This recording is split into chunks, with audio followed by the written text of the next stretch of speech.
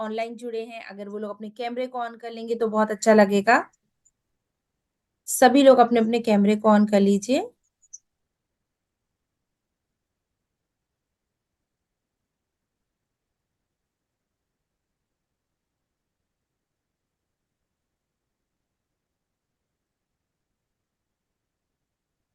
आज फिर से मैं आप सभी लोगों को वेलकम करती हूँ इस हेल्दी मॉर्निंग सेशन में। एंड जिस मॉर्निंग सेशन का आप सभी लोगों को बेसब्री से इंतजार रहता है और बहुत अच्छा लगता है जब आप सभी लोग सुबह सुबह इस मॉर्निंग सेशन में बड़े उत्साह के साथ में ज्वाइन करते हैं।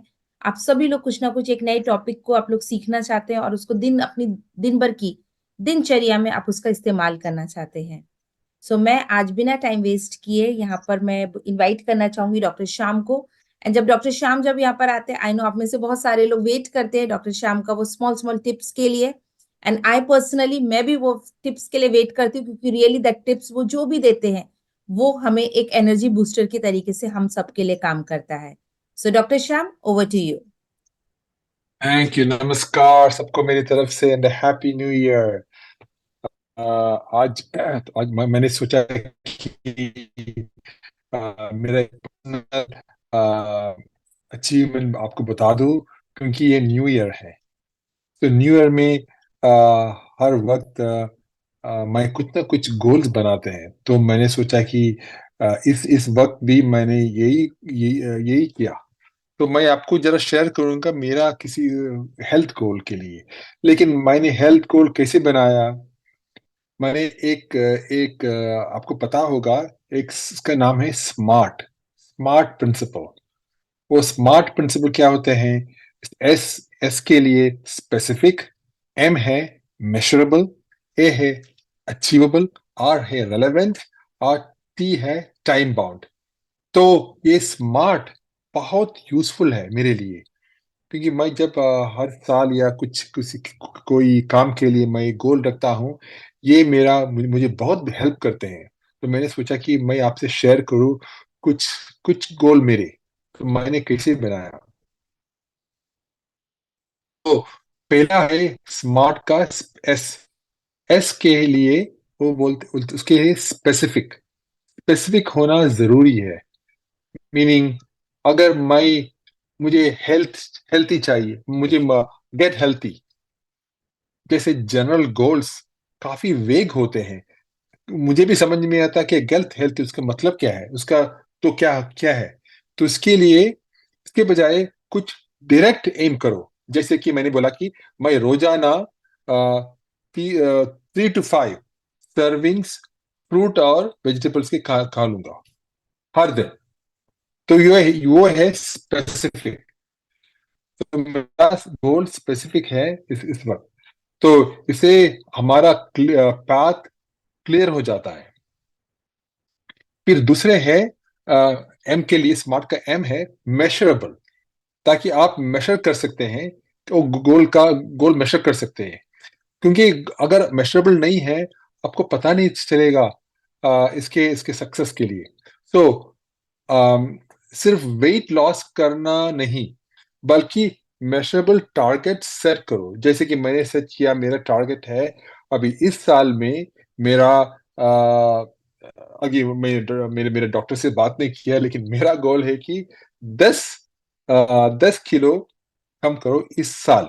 तो इसके मतलब है कि इस पूरे साल जनवरी से दिसंबर तक मेरा गोल है कि 10 किलो कम करें। तो ऐसे में हम प्रोग्रेस ट्रैक कर सकते हैं और मोटिवेटेड रह सकते हैं।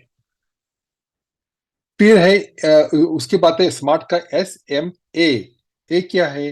अचीवेबल हो। तो असंभव उम्मीदों से निराशा होती है, राइट? तो अगर एक एक माइल दौड़ना मुश्किल लगता है तो छोटे से शुरू करो। शायद हफ्ते में 2 बार 15 मिनट के लिए जॉगिंग। तो मेरा गोल है कि अगर मुझे 10 किलो लूज करना है, तो मेरा गोल है कि ठीक है, अभी 10 किलो में जनवरी में तो नहीं लूज होगा। तो मैंने सोचा कि मैं हर महीने, लाइक एवरी 2 मंथ्स, मेरा 2 किलो कम हो जाए। अभी ठीक है, अभी 10 किलो जरा ज्यादा गोल है, मुझे पता है, लेकिन इसके लिए अगला है कि रेलेवेंट हो, कि तो ठीक है, तो अचीवेबल हो, कि मुझे अचीव कर सकते हैं कैसे, मैं ब्रेक डाउन करके। अभी मैंने बताया कि एक साल में 10 10 किलो, या हर महीने 1 किलो, लाइक 0.5 किलो, और एवरी 6 मंथ्स में 5 किलो। तो मेरा सोच वही है कि मैं इसको ब्रेक डाउन करूँ, तो हम मुझे अचीव कर सकते हैं। फिर है रेलेवेंट भी हो। रेलेवेंट, तो अगर हमारे लॉन्ग लॉन्ग टर्म स्ट्रैटेजी क्या है, हमारे ऑब्जेक्टिव क्या है। मेरा ऑब्जेक्टिव ये कि मैं हेल्थी हो, राइट, मैं फुल्ली हेल्थी हो, और मैं फुल्ली फिट हो। तो अगर अगर मेरा इम्पोर्टेंट है मुझे स्ट्रेस कम करने का, अगर वो है मेरा गोल, तो मुझे वेट लॉस का कुछ ज्यादा बंधन नहीं है उसके ऊपर। तो अगर मेरा गोल है कि मुझे फिट चाहिए, तो वेट लॉस एक इम्पॉर्टेंट टूल है। अगर मुझे स्ट्रेस कम करना है, उसके लिए क्या टूल है, योगा या मेडिटेशन करेंगे। लेकिन स्ट्रेस का मेरा आज चिंता नहीं है। मेरा चिंता है कि मैं फिट हो, वेट कम करो, वो ये मेरा, तो दैट्स टू बी रेलेवेंट। तो स्मार्ट का SMAR मींस रेलेवेंट, आपके जिंदगी के लिए वो इम्पोर्टेंट है कि नहीं। फिर लास्ट है कि टाइम बाउंड। टाइम बाउंड क्यों? क्योंकि डेडलाइन सेट करो, ताकि अर्जेंसी फील हो। मैं कभी एक्सरसाइज करूंगा के बजाय, मेरा कमिटमेंट है कि रोज सुबह 30 मिनट्स का वॉक जनवरी 10 से अप्रैल 10 तक करेंगे। और मैंने बताया आपको मेरा मेरा वजन का, हर महीने और एवरी 3 मंथ मेरा वेट लॉस 15, लाइक, या आई मीन अराउंड 2.5 kg कम करो। तो अगर मैं, तो मेरा प्लान है कि ब्रेक डाउन करो, लेकिन उसको टाइम चाहिए, टाइम बाउंड। अगर टाइम बाउंड नहीं रखेंगे, तो डिसिप्लिन नहीं होंगे। तो तो दोस्तों, इस न्यू ईयर में चलिए गोल सेट करें, जो स्पेसिफिक, मेजरेबल, अचीवेबल, रेलेवेंट और टाइम बाउंड। ये बहुत फेमस प्रिंसिपल है, स्मार्ट प्रिंसिपल। तो चलिए अपने हेल्थ एस्पिरेशंस को लॉफ्टी ड्रीम से एक्शनेबल स्ट्रक्चर्ड प्लान में बदले। तो यही था मेरा फर्स्ट सेट ऑफ सोच आज इस साल के लिए। तो चलिए आज हम मिलेंगे डॉक्टर निकिता मिश्रा से। निकिता हमें एक इम्पॉर्टेंट टॉपिक के बारे में बात करने वाली है। वो है प्रोटीन और लिवर हेल्थ के बीच का रिश्ता, और रिश्ता के उसके ऊपर जरा डिटेल से जाएंगी। तो let's welcome doctor Nikita Mishra. Doctor Nikita. Thank you doctor Shyam. Good morning everyone. स्वागत है आप सबका आज के हमारे सेशन में। और जैसा कि डॉक्टर श्याम ने कहा, आज का हमारा सेशन जो है वो रहेगा हमारे लिवर और प्रोटीन का जो रिश्ता है उसके बारे में जानने के लिए, कि क्या फायदे हैं, कैसे प्रोटीन और लिवर एक दूसरे से जुड़े हुए हैं, कैसे हमें सेवन करना चाहिए, वो सब चीजें हम समझेंगे। तो आइए शुरू करते हैं।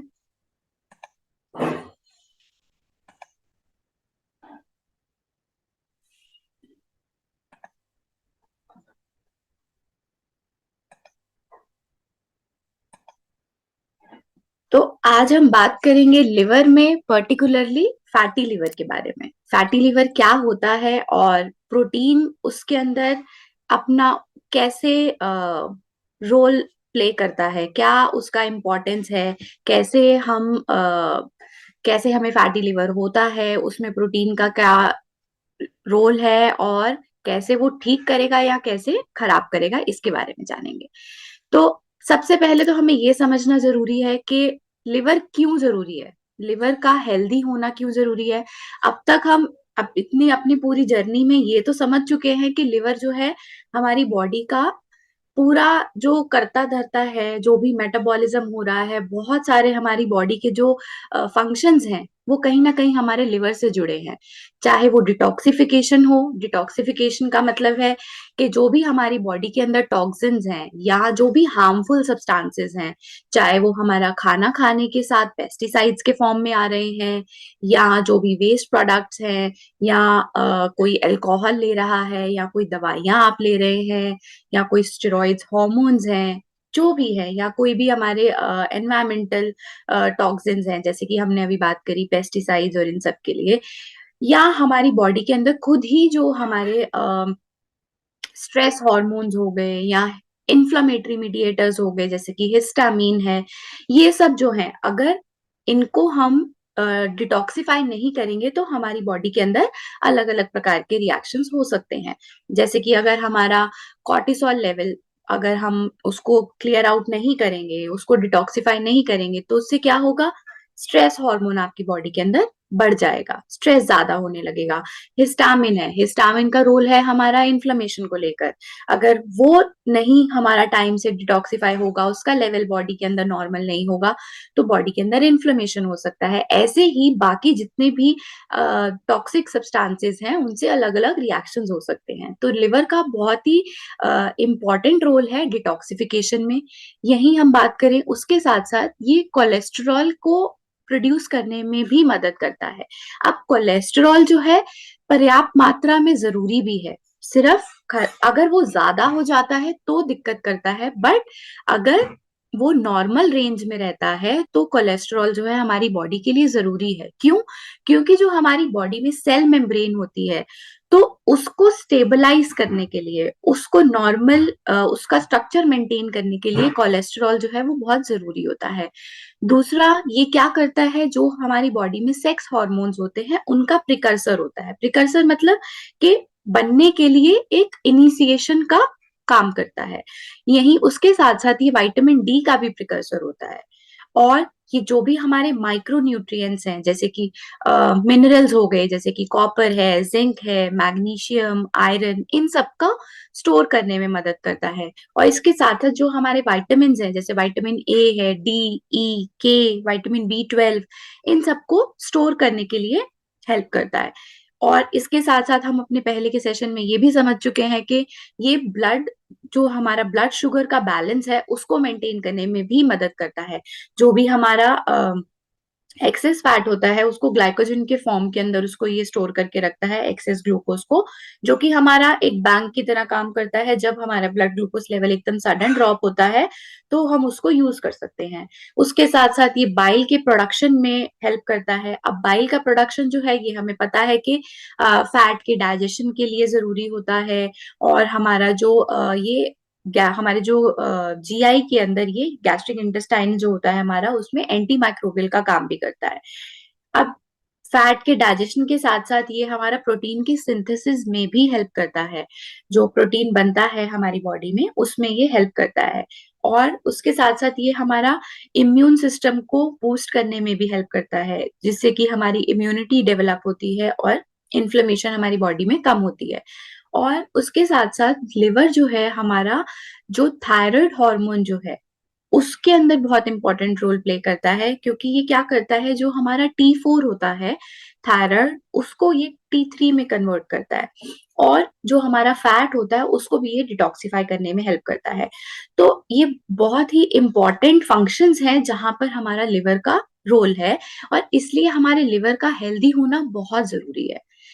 अब लेकिन लिवर जब हमारा अनहेल्दी होता है तो उसे हम बोलते हैं फैटी लिवर। फैटी लिवर जो है वो एक अनहेल्दी लिवर का कंडीशन है। इसमें होता क्या है फैटी लिवर में, नॉर्मल हमारा लिवर जो है वो आपको ऐसा दिख रहा है जैसा कि इस इमेज में आप देख पा रहे हैं, बट जैसे ही हमारे नॉर्मल हेल्दी लिवर के सेल्स के अंदर फैट जब डिपॉजिट होने लग जाता है, जब फैट ज्यादा उसके अंदर जमा होने लग जाता है, तो उससे क्या होता है, फैटी लिवर होने लगता है। तो नॉर्मल लिवर के सेल्स के बीच में या लिवर के आसपास आपका फैट का जो है वो वहां पर एक्यूमुलेशन होने लगेगा, मतलब फैट डिपॉजिट होने लगेगा। अब ये भी दो तरीके से हो सकता है। एक तो होता है कि अल्कोहलिक फैटी लिवर डिजीज होता है, मतलब जो बहुत ज्यादा अल्कोहल का सेवन करते हैं उससे फैटी लिवर होने के चांसेस होते हैं। और दूसरा होता है नॉन अल्कोहलिक फैटी लिवर, जो वो कंडीशन होता है जिसमें लोग अल्कोहल नहीं ले रहे हैं, क्योंकि आजकल ऐसा भी देखा जा रहा है कि जो लोग अल्कोहल नहीं लेते हैं, बिल्कुल अल्कोहल कंजम्पशन नहीं है, पर उनमें भी फैटी लिवर हो रहा है। तो उसके अलग रीजंस हैं, पर लेकिन वो non alcoholic fatty liver disease कहा जाता है। पर होगा दोनों में वही कि फैट जो है वो आपके नॉर्मल लिवर सेल्स के अंदर डिपॉजिट होना लग जाता है। अब दोनों में फर्क क्या है, अल्कोहलिक फैटी लिवर और में नॉन अल्कोहलिक फैटी लिवर में? अब इसमें क्या है कि ये जैसा कि हमने अभी जाना कि फैटी अल्कोहलिक फैटी लिवर में अल्कोहल की वजह से होगा, नॉन अल्कोहलिक में क्या है कि वो दूसरे रीजंस हैं, या तो वो मोटापा हो सकता है, ओबेसिटी है, या कोई जेनेटिक रीजन हो सकता है, या कोई और अदर हेल्थ कंडीशन हो सकता है। अब अल्कोहल की वजह से अल्कोहलिक होगा, बिना अल्कोहल के नॉन अल्कोहलिक होगा। मेजर जो है, अब इसमें क्या है कि जो अल्कोहलिक फैटी लिवर होता है तो उसमें बिल्कुल कहा जाता है कि आप अल्कोहल जो है बिल्कुल रोक दें, क्योंकि अगर आप और ज्यादा अल्कोहल लेंगे तो आपको लिवर सिरोसिस हो सकता है, मतलब लिवर की कंडीशन और ज्यादा लिवर खराब होने के चांसेस होते हैं। बट हालांकि अगर आप नॉन अल्कोहलिक फैटी लिवर में हैं तो उससे उसमें आपको ये रिकमेंड किया जाता है कि आप अपना वेट कम करें। अगर आप ओवर वेट हैं तो आप हेल्दी वेट में आए और अपना एक्सरसाइज करें, डाइट में चेंजेस लाएं, या अगर आपको कोई और अंडरलाइन कोई मेडिकल कंडीशन है तो उसको आप उसकी जांच कराएं। अब अल्कोहलिक फैटी लिवर डिजीज जो है वो सिर्फ जो अल्कोहल बहुत ज्यादा मात्रा में लेते हैं उनको होने के चांसेस हैं, but non alcoholic fatty liver के चांसेस जो है वो किसी को भी हो सकते हैं। ऐसा नहीं है कि सिर्फ जो ओबीस है उन्हीं में भी होते हैं, जो नॉर्मल वेट के लोग होते हैं उनमें भी ये डेवलप हो सकता है। अभी हम समझेंगे आगे कि कैसे।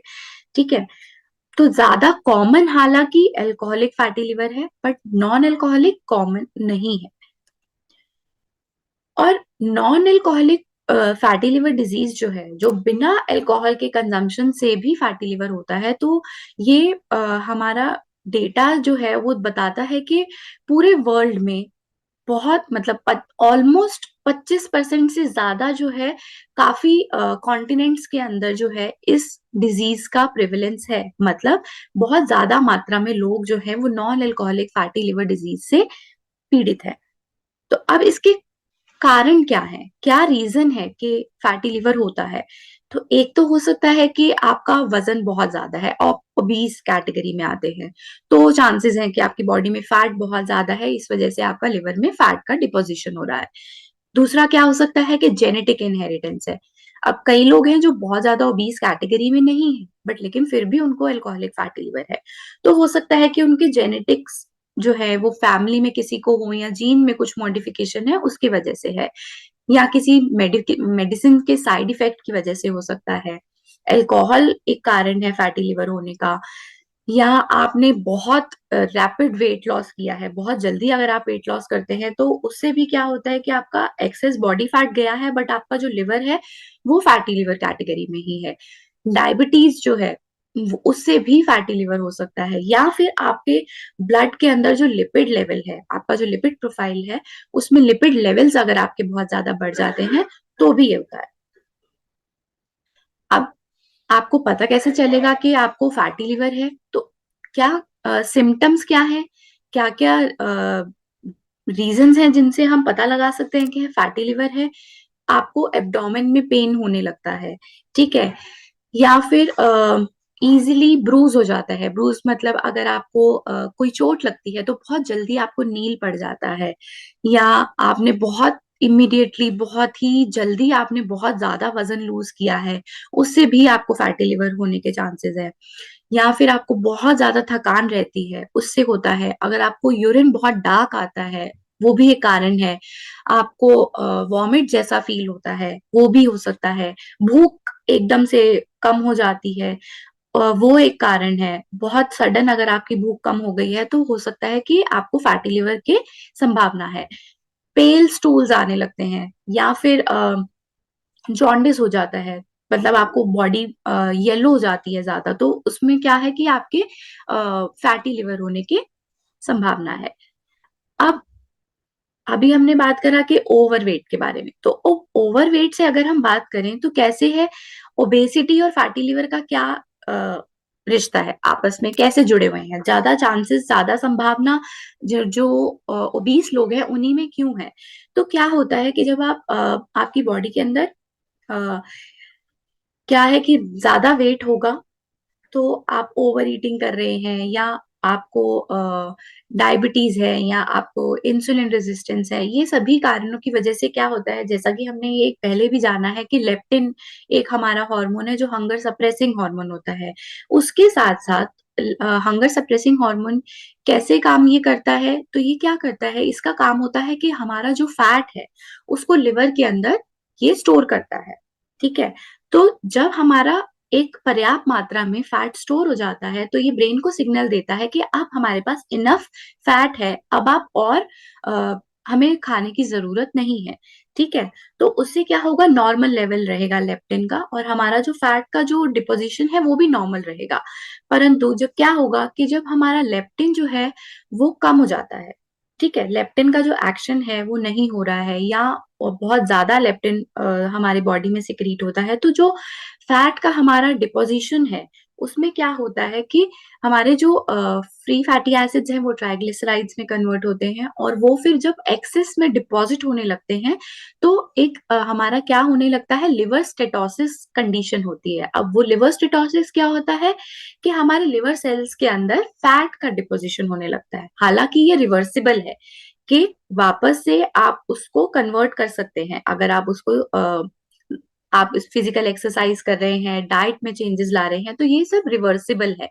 पर अगर क्या होता है कि अगर ये जब आपका फैटी लिवर होता है, तो इससे क्या होता है कि आपका जब ये बहुत ज्यादा लंबे समय तक रहता है, तो ये जब डिपॉजिट होता रहेगा, तो क्या होगा, आपके फैटी लिवर कंडीशन डेवलप हो जाएगा, और वो फैटी लिवर जो है अगर वो भी बहुत लंबे समय तक रहता है, तो आपका लिवर सिरोसिस होने के चांसेस होते हैं।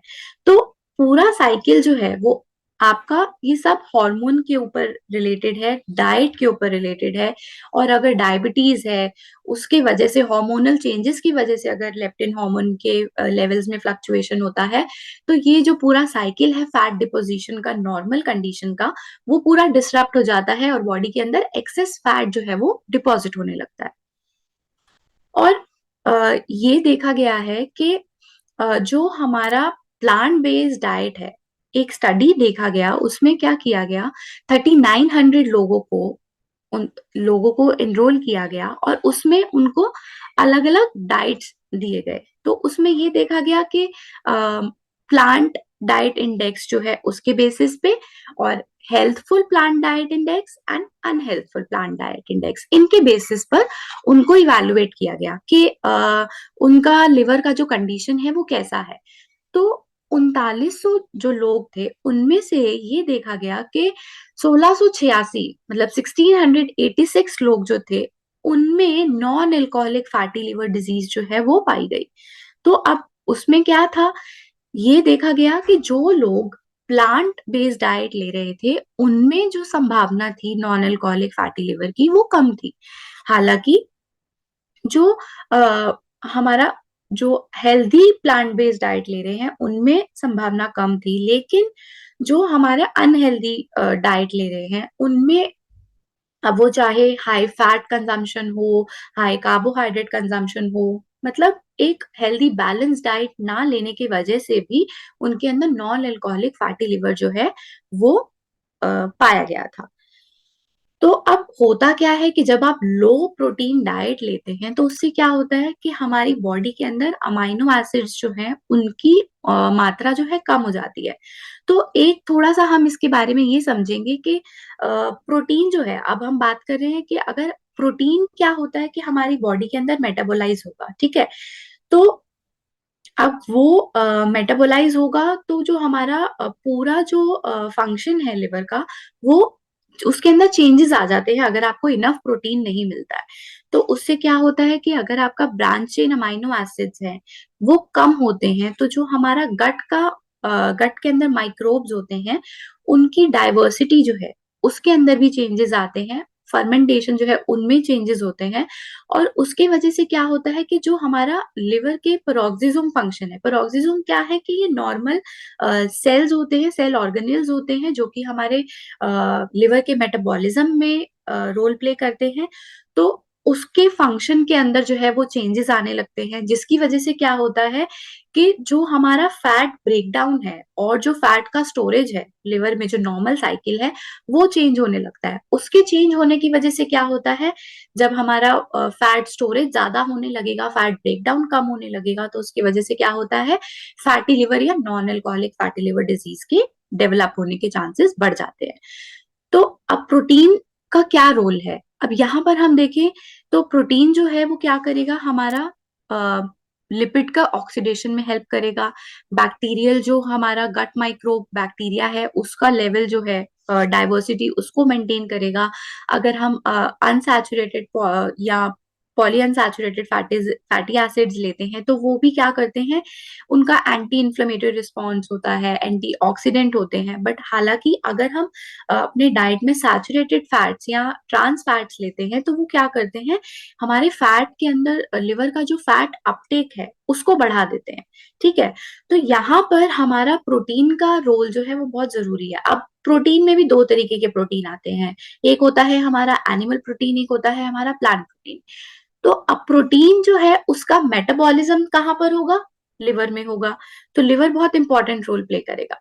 अब क्या होता है कि हमारे जो एनिमल प्रोटीन्स होते हैं उनके अंदर हमारा होमोसिस्टीन या सिस्टीन जो है ये इनकी मात्रा ज्यादा होती है, तो उसकी वजह से क्या होता है, और जब उनका मेटाबॉलिज्म होता है तो सल्फेट्स प्रोड्यूस होते हैं, तो हमारा जो बॉडी का एसिड लोड है वो ज्यादा बढ़ जाता है। तो जब हम बहुत ज्यादा मात्रा में एनिमल प्रोटीन लेते हैं तो हमारी बॉडी का एसिड लोड बढ़ जाता है। और अ, या हालांकि दूसरी साइड पर देखें तो जो हमारे प्लांट प्रोटीन है, प्लांट प्रोटीन्स में क्या होता है कि हमारा जो ग्लूटामीन है और हमारा ग्लूटामीन की मात्रा जो है वो ज्यादा होती है, जिसकी वजह से क्या होता है कि वो बॉडी का जब वो मेटाबोलाइज होते हैं तो हमारी बॉडी एसिडिक नहीं होती है, हमारी बॉडी एल्कलाइन जाती है, मतलब एल्कलाइन मतलब बेसिक पीएच की तरफ जाती है। तो ऐसा क्यों होता है, क्योंकि जब उनका मेटाबोलाइज होते हैं तो वो बहुत ज्यादा हाइड्रोजन आयंस को कंज्यूम करते हैं, तो उसकी वजह से क्या होता है कि बॉडी के अंदर जितना एक्सेस ऑफ एसिड है, आयंस है, वो सारे उसके मेटाबॉलिज्म में जाते हैं, तो जो आपकी बॉडी के अंदर एसिड लोड है वो कम हो जाता है। तो जो अगर हम दोनों को कंपेयर करें तो जो प्रोटीन हम लें वो प्रोटीन भी अगर हम प्लांट बेस्ड प्रोटीन लेते हैं तो उसका हमारे बॉडी के ऊपर पॉजिटिव इम्पैक्ट है, अगर हम ज्यादा मात्रा में एनिमल प्रोटीन लेते हैं तो वो उसका नेगेटिव इम्पैक्ट आता है। तो और क्या है कि ये अ, अब ये क्या कर रहा है कि हमारे जो प्रोटीन्स में भी अगर हम बात करें तो सबसे ज्यादा जो कंज्यूम होता है वो है सोय प्रोटीन। ठीक है, सोय प्रोटीन अब बहुत हजारों सालों से कंज्यूम किया जा रहा है और बहुत सारे स्टडीज हैं इसके ऊपर जो ये बताते हैं कि ये क्या करता है कि जो हमारी बॉडी के अंदर लो डेंसिटी के लिपोप्रोटीन है, लो डेंसिटी से हम ये समझेंगे कि लो डेंसिटी मतलब लो क्वालिटी का लिपोप्रोटीन, ठीक है, उसको ये क्या करता है, ये कम करता है। तो ये जब उसके लेवल को कम करता है तो हमारी बॉडी के अंदर जो लिपिड लेवल है, लिपिड प्रोफाइल है, वो बेटर होता है। उसके साथ साथ जो सोय प्रोटीन है उसमें ये भी देखा गया है कि ये हमारा इंसुलिन और जो ग्लूकागन का जो रेशियो है ये क्या करता है, उसको मेंटेन करता है। तो उसकी वजह से क्या होता है, जब हमारा ये रेशियो मेंटेन रहता है तो इंसुलिन ग्लूकागन के रेशियो से क्या होता है कि हमारा जो कोलेस्ट्रॉल है वो कम होता है। हमारा बॉडी के अंदर जो इंसुलिन की सेंसिटिविटी है, इंसुलिन की सेंसिटिविटी हम समझ चुके हैं कि हमारी बॉडी इंसुलिन को कितना रिस्पॉन्ड करेगी, ठीक है, वो बेटर हो जाती है। और क्या हो उससे क्या होता है, हमारे लिवर में एक स्टिरॉल SREBP एक प्रोटीन होता है जो कि स्टिरॉल रेगुलेटरी एलिमेंट बाइंडिंग प्रोटीन होता है। ये क्या करता है, उसको रिड्यूस करता है। तो जब ये उसको कम करता है तो उससे क्या होता है कि जो भी हमारे ट्राइग्लिसराइड्स या जो हमारे फैट्स का डिपोजिशन होता है लिवर में वो कम हो जाता है। ठीक है, और दूसरी तरफ एक सेम ऐसा ही स्टिरॉल रेगुलेटरी बाइंडिंग प्रोटीन होता है बाइंडिंग प्रोटीन 2 होता है, जिसकी मात्रा को ये क्या करता है, बढ़ा देता है। लिवर में जो बाइंडिंग प्रोटीन 1 है उसको कम करता है, तो उससे क्या होता है, बॉडी के अंदर जो हमारा लिवर के अंदर जो फैट का डिपोजिशन है उसको ये कम करता है। हालांकि ये जो बाइंडिंग प्रोटीन 2 को बढ़ा देता है, तो उससे क्या होता है, जो हमारे सीरम के अंदर कोलेस्ट्रॉल की मात्रा बढ़ी हुई है उससे ये क्या करता है, वो मात्रा कम हो जाती है। तो उससे क्या होता है, हमारा जो लिपिड प्रोफाइल है, जो फैट का डिपोजिशन है लिवर में, और जो हमारा ब्लड स्ट्रीम में कोलेस्ट्रॉल का डिपोजिशन है, उस लेवल को ये बैलेंस करने में मदद करता है। तो प्रोटीन जो है वो हमारा लिपिड प्रोफाइल को इम्प्रूव करने में हेल्प करता है। अब ये जो है, जो हमने अभी समझा कि एनिमल प्रोटीन और हमारा जो प्लांट प्रोटीन है उसके नेचर में डिफरेंस है, उसके अंदर अमाइनो एसिड्स दूसरे हैं, उसके अंदर दूसरे हैं, तो उससे क्या होता है कि, और ये स्टडी से प्रूव किया गया है, एक स्टडी की गई, उसमें क्या किया गया, 243 सब्जेक्ट्स को लिया गया जिसमें 19 से 70 साल तक के लोग थे, और उनके बीएमआई और सेक्स के बेसिस पे, मेल फीमेल, उनका बॉडी बेसल मेटाबॉलिक इंडेक्स कैसा है, और क्या वो डाइट ले रहे हैं, उसके बेसिस पे उनकी स्टडी किया गया। और क्लिनिकल न्यूट्रिशन रिसर्च में ये पाया गया कि उनका जो फूड इनटेक हैबिट है उससे कैसे फर्क पड़ रहा है उनके लिवर के हेल्थ के ऊपर। तो ये देखा गया कि जो टोटल प्रोटीन ले रहे हैं, प्लांट एनिमल कंबाइंड प्रोटीन ले रहे हैं, तो उसके अंदर जो non alcoholic fatty liver disease होने की संभावना थी वो कम थी। जो प्लांट प्रोटीन ले रहे थे उसमें भी संभावना कम थी, जो लेकिन केवल और सिर्फ एनिमल प्रोटीन ले रहे थे, तो उसमें क्या था, non alcoholic fatty liver disease होने के जो चांसेस थे उनमें उनमें ज्यादा थे, उनके अंदर वो ज्यादा कंडीशन पाई गई। ऐसा क्यों है, क्योंकि आपका जो नॉर्मल जो लोड है फैट फैट डिपोजिशन का, या जो आपका एसिड लोड है, तो उससे क्या होता है, लिवर टॉक्सिसिटी बढ़ती है, फैट डिपोजिशन बढ़ता है, जिसकी वजह से क्या होता है कि प्रोलॉन्ग यूज से आपको non alcoholic fatty liver disease होने के चांसेस बढ़ जाते हैं। लेकिन अगर आप बैलेंस प्रोटीन लेते हैं, प्लांट एनिमल कंबाइन करते हैं, या केवल प्लांट प्रोटीन लेते हैं, तो आपका जो फैटी लिवर डिजीज होने के चांसेस है वो बहुत कम हो जाते हैं। अब लेकिन कुछ क्या है कि मिथ है, कि कई लोग बोलते हैं कि बहुत ज्यादा प्रोटीन लेने से लिवर खराब हो जाता है, इतना ज्यादा प्रोटीन नहीं लेना चाहिए, बट लेकिन ऐसा नहीं है।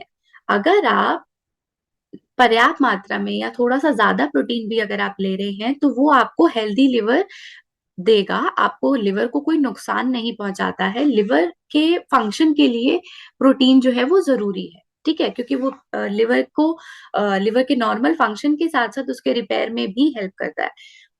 पर अगर आपको कोई पहले से लिवर की कोई कंडीशन है, तो ये सजेस्टेड है कि आप किसी हेल्थ केयर प्रोफेशनल से कंसल्ट करें, डॉक्टर से कंसल्ट करने के बाद ही आप इसका सेवन करें। दूसरा ये मिथ है कि ज्यादा प्रोटीन खाने से क्या होता है कि फैटी लिवर होने के चांसेस हो जाते हैं, तो हमें ज्यादा प्रोटीन नहीं लेना चाहिए, जो कि बिल्कुल गलत है। फैक्ट क्या है कि ज्यादा अगर आप प्रोटीन लेते हैं, या आप जितना प्रोटीन आपकी बॉडी को जरूरत है आप उतना प्रोटीन लेते हैं, तो आपका लिवर हमेशा हेल्दी कंडीशन में रहता है। या हालांकि अगर आप कैलोरी डेंस डाइट लेते हैं, ज्यादा कैलोरी वाला खाना खाते हैं, या फैट रिच खाना खाते हैं, या बहुत ज्यादा कार्बोहाइड्रेट रिच खाना खाते हैं, तो उससे आपके प्रोलॉन्ग यूज में आपको लिवर के जो फैटी लिवर के चांसेस हैं वो बढ़ जाते हैं। सिर्फ और सिर्फ प्रोटीन इनटेक बढ़ाने से आपका फैटी लिवर नहीं होता है। और ये बोलते हैं लोग कि नहीं, हम तो पतले हैं, हमें तो फैटी लिवर नहीं हो सकता, सिर्फ और सिर्फ मोटे लोगों में ही होता है, तो ऐसा नहीं है। अगर आपका बॉडी के अंदर हेल्दी न्यूट्रिशन नहीं है, आपकी बॉडी के अंदर बॉडी का जो अंदर का जो कंपोजिशन है वो एक नॉर्मल प्रोपोर्शन में नहीं है, तो भी आपको फैटी लिवर होने के चांसेस है। सिर्फ ओबीस लोग तो हैं उनमें तो चांसेस ज्यादा हैं ही, बट नॉर्मल वेट वाले लोगों में भी हो सकता है। अब उसका कारण आपका कोई अंडरलाइन कंडीशन हो सकती है, या आपको कोई जेनेटिक रीजन हो सकता है, या कोई और कारण भी हो सकता है। तो अब हेल्दी लिवर रखने के लिए क्या टिप्स हैं? हेल्दी लिवर रखने के लिए ये है कि आप हमेशा कोशिश कीजिए कि आप एक बैलेंस डाइट लें, आप ज्यादा प्लांट बेस्ड प्रोटीन का सेवन करें, अल्कोहल कंजम्पशन अगर आप करते हैं तो आप उसको लिमिट कर दें या बंद कर दें, आप हाइड्रेटेड रहें, एक हेल्दी वेट मेंटेन करें, हमेशा रेगुलरली एक्सरसाइज करें, प्रोसेस्ड खाना और जो सिंपल शुगर्स हैं उनका सेवन जो है वो कम कर दें, और कोशिश हो तो बहुत ही कम करें या बंद कर दें। और जो लिवर फ्रेंडली फूड्स हैं उनका सेवन करें। कैफीन जो है उसको कम कर दें, सॉल्ट इनटेक अगर आप बढ़ाते हैं उसको कम कर दें, और जो भी आप सप्लीमेंट्स ले रहे हैं तो ऐसे सप्लीमेंट्स नहीं होने चाहिए कि जिनका डायरेक्ट इफेक्ट जो है वो लिवर के ऊपर है, उसका आप ध्यान रखें। स्ट्रेस जो है उसको मैनेज करके रखें और अपना समय पे चेकअप कराते रहें। तो आज का जो सेशन है हम इसी के साथ कंक्लूड करेंगे। तो आज की एक्टिविटी ऑफ द डे जो है वो ये रहेगी कि आपको अपना एक प्रोटीन रिच रेसिपी शेयर करना है अपने क्रिएटिव ट्विस्ट के साथ, कि आप कैसे उसका सेवन करेंगे जो कि हेल्प करेगा आपके हेल्दी लिवर को प्रमोट करने के लिए। Thank you. Thank you so much doctor Nikita for this wonderful information.